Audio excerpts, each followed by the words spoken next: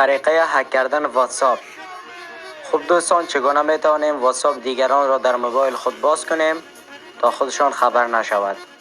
به خاطر درخواست زیاد ویدیو را ساختم. از شما خواهش میکنم که از این ویدیو استفاده درست نمایید. لایک فعالیتتان باشد.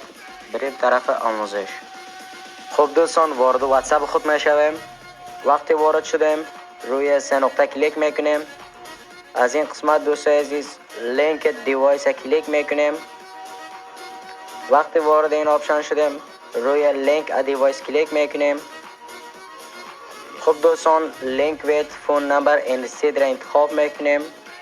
از این قسمت از ما کد 8 رقمی میخواید. به خاطر دریافتی از این قسمت خارج میشیم.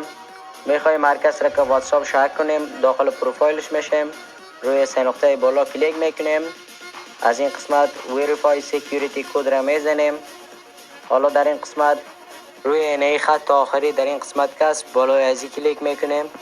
وقتی وارد شدیم روی ترای ان اولدر سیت آف نمبر میزنیم. خب دوستان، اینی نمبرهایی که براتون نشان میتونم یا را کپی میکنید، در قسمت 8 رقمی میزنید، واتساپش بر شما باز میشه. امید که از ویدیو لذت برده باشین.